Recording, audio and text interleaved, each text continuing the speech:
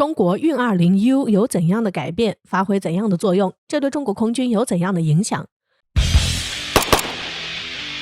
我们都知道，近年来中国在致力于打造战略空军，因此十分重视空军力量的发展。随着歼220、歼 16D 等战机的出现，使得中国空军力量大增。为了实现可以超长远程作战，专门研制出了运 20U 空中加油机，大大扩大了中国空军的作战半径，增强了中国空军的作战实力。据悉，中国最新的加油机运 20U 已经正式入列，其编号为 X87， 将为中国空军保驾护航。也有消息指出，中国首次公开运 20U 空中加油机在空中为歼16进行空中加油的画面，然而这一画面曾在台湾西南空域也出现过。那么，中国的运 20U 空中加油机有怎样的作用？接下来我们一起来看看。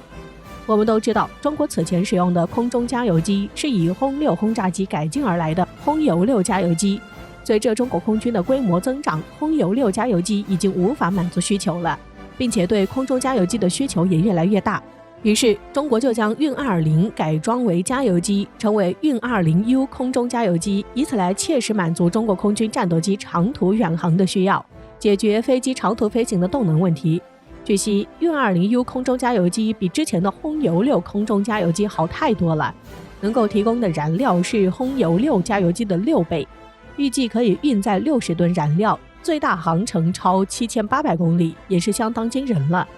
此外，据此前爆出的图片，我们可以看到运20加油机采用的是传统软管加油的方式，而采用这样的方式的优点就是结构简单，便于拆装，而且配备3个加油点，都安装在外翼的吊舱上及机身后部，可以同时为3架战机进行空中加油作业。但是采用这种方式也是有明显的缺点，那就是由于受空中气流影响，软管会产生飘荡，从而使输油效率较低，会受到很多方面因素的影响。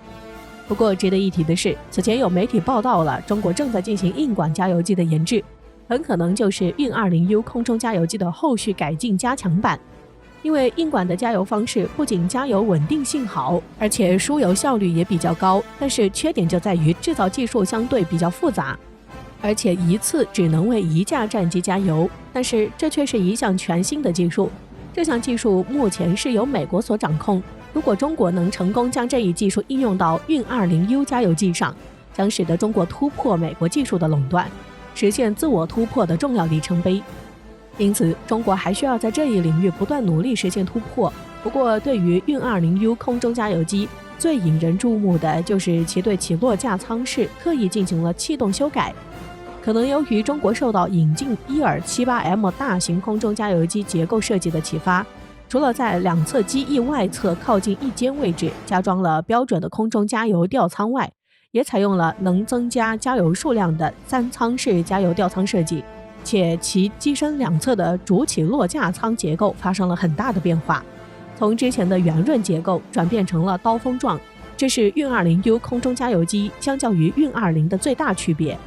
据专业人士分析指出，运 20U 空中加油机之所以将主起落架舱外形从之前的圆润结构变为刀锋状，这是因为运20作为战略运输机，在设计起落架舱结构的时候，为了容纳起落架，整个起落架舱设计得非常饱满，这样内部空间更大，而且圆润的外形设计也使其气动阻力更小。但是运20在改造成运 20U 空中加油机后，由于布置在机身腹部的第3台加油设备位置恰好在主起落架舱附近，在利用第3台空中加油设备给其他战机实施空中加油时，之前圆润结构的主起落架舱虽然气动减阻效果明显，并不对流经主起落架舱的气流进行整流，这就造成了流经主起落架舱的气流会变成乱流，继而影响机身腹部的空中加油软管在实施空中加油时的气动稳定性。因此，运 20U 空中加油机特意对主起落架舱尾部进行刀锋整流处理，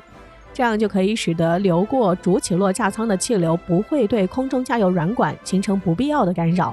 大大增强了其空中的加油效率。此外，由于运 20U 空中加油机空中加油设备的位置和伊尔 78M 空中加油机完全不一样，其的空中加油设备不是设计在机身尾部左侧位置，而是单独放在机身中腹部位置，这样设计最大的好处就是整个加油设备完全内置于机身货舱内。除了空气阻力更小外，还有就是加油设备体积不受限制，即使在给大型运输机、战略轰炸机等大型飞机输油时，耗时更短，也更能提升其作战效率，这是相当不错的改变。正是由于中国的运 20U 有了如此大的改变，使得中国的运 20U 加油机的加油效率远超过俄罗斯的伊尔 78M 空中加油机，从而为中国空军保驾护航。值得一提的是，最近比较热议的话题就是俄乌战争。那么为何俄罗斯空军对乌克兰占据着绝对的领先地位，但是没有取得空中制空权？对此，有专家就分析称，俄空天军缺乏效率是这场冲突的令人惊讶的因素之一。他认为，尽管俄空天军拥有在2015年打击叙利亚的经验，但是与西方空军的精确度、灵活性和互操作性相去甚远。从这里我们也可以看出，俄罗斯空天军的协调能力和战略能力相对于中美有着较大差距，且在此次战争中，俄空天军总体规模较小，整个战争规模相对以往又较大，涉及的空域广阔，所以就给俄空天军的作战带来了较大影响。再加上俄罗斯又是远程作战，加上没有足够的空中加油机的支持，这就使得俄空天军从作战半径看是极小的，且受到了较大限制，因此这就使得俄空天军无法占领制空权，且陷入了艰苦的阵地战中。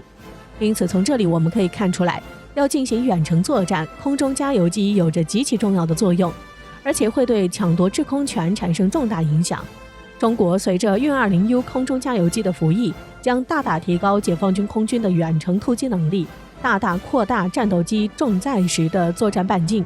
并且在执行战略任务的时候可以无需加油即可返回。此外，据悉，中国运 20U 加油机对歼击机和轰炸机进行一次空中加油，就可以使得中国的轰 6N 轰炸机的作战半径将扩大 25% 至 30%， 歼11和歼10战斗机的作战半径扩大 30% 至 40%， 运9运输机和特种机的战斗半径增加 100%，这就极大提升了歼击机和轰炸机的飞行效率和作战效果。有消息称，中国的运 20U 空中加油机已经实现了批量生产，并已经进入批量生产的阶段，为运20所专门研制的国产涡扇20大涵道比发动机，预计将在2024年正式批量投产。到那时候，中国运 20U 空中加油机将不再依赖俄制 D30KP2 涡扇发动机，完全实现自主研发，将使得运 20U 空中加油机的载荷和航程也将得到一定提升，为中国空军的发展助力。让我们一起拭目以待吧。